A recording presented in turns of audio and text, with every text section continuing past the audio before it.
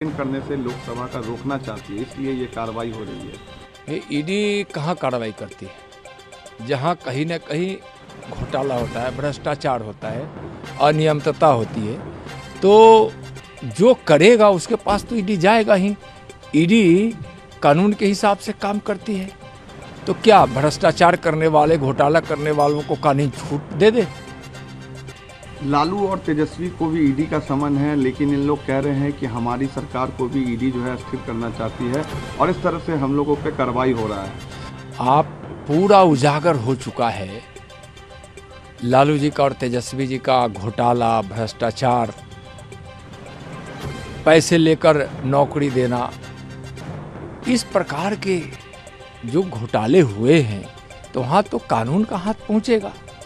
भाई कानून के हिसाब से ईडी हो या दूसरी कोई भी इकाई हो, कोई भी संस्था हो, वह तो स्वतंत्र है, काम करेगी। तो क्या इस देश में कानून का राज समाप्त हो जाए? कानून का कोई मतलब नहीं रहे और कानून भी यह विभेद करे कि कौन बड़ा है, कौन छोटा है, किसको छोड़ना है, किसको नहीं छोड़ना है। जो दोषी है उस पर कार्रवाई होनी चाहिए, जो निर्दोष है उसको कुछ नहीं होना चाहिए। और इन लोगों का दोष तो साबित है। इन लोग कह रहे हैं कि इलेक्शन जैसे जैसे नजदीक आएगा हमारे ऊपर और एक्शन होगा। ऐसी बात तो नहीं है। और क्यों होगा? ईडी को इलेक्शन से क्या मतलब है?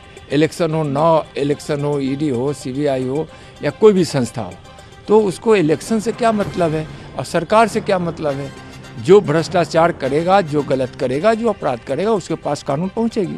नीतीश जी को लेकर सर खबरें चल रही थी कि उन्हें कन्वेनर बनाया जाएगा, मीटिंग भी होने वाली थी कांग्रेस पार्टी से, ना मीटिंग हुई, ना उन्हें अभी तक कन्वेनर बनाया गया। देखिए, हम मामला तो उनका है, लेकिन नीतीश जी को अब समझ में आ गया है कि उनको जो धोखा देकर और उनको हसीन सपने दिखाकर लालू जी, आरजेडी के लोग और उनके ही पार्टी के कुछ लोग जो बीजेपी से अलग करा दिए थे, अब उनको समझ में आ रहा है कि हमको हसीन सपना दिखाया गया था। नीतीश जी को कुछ मिलने वाला है नहीं हूँ, और नीतीश जी का बिहार में ऐसे भी सारा जनाधार समाप्त हो चुका है। राम मंदिर को लेकर कामेश्वर चौपाल ने भी कहा कि लालू जी को और नीतीश जी को इनविटेशन भेजा गया, लेकिन अभी तक उनके ऑफिस से कोई जवाब नहीं आया। और दूसरी तरफ तेजस्वी कहते हैं कि राम जी चाहते तो मंदिर खुद नहीं बनवा लेते। यही वह लोग नहीं समझते हैं। यह राम के लिए कह सकते हैं, लेकिन उनको हिम्मत है तो किसी दूसरे के लिए कह कर देखे। हिम्मत है उनको तो किसी दूसरे के लिए कह के देखे। राम का मतलब नहीं समझते हैं, धर्म का मतलब नहीं समझते हैं, मर्यादा का मतलब नहीं समझते हैं। और आज प्रभु राम की ही कृपा है, भले ही इसके लिए लाखों राम भक्तों ने बलिदानी दी है, और माननीय प्रधानमंत्री जी की सोच और संकल्प का भी यह परिणाम है कि आप आज भगवान श्री राम के जन्मभूमि अयोध्या में भव्य राम मंदिर बन रहा है। राम का मतलब इनको कौन समझाए? और यह सब वोट के लिए बोल रहे हैं। वह भी जानते हैं कि राम का मतलब क्या है, राम का महत्व क्या है, भारतवासियों के दिलों में राम का स्थान क्या है, कितनी श्रद्धा है।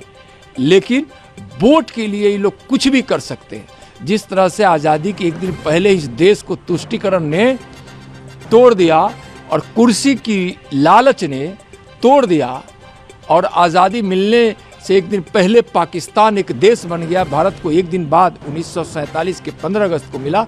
उसी तरह की नीति अपनाने वाले लोग हैं। वोट के लिए और अपने परिवार के सत्ता के लिए नीचता के हद तक यह जा सकते हैं। राम को भी गाली दे सकते हैं, कृष्ण को भी गाली दे सकते हैं, किसी को भी गाली दे सकते हैं। प्रधानमंत्री ने कहा कि इंडिया अलायंस के जो लोग हैं वो सिर्फ हमारे मंदिर और त्योहारों के नाम पर देश को लूटा है इन लोगों ने। बिल्कुल, अभी तक ये लोग जो करते हैं, यह तो देश और दुनिया देख रही।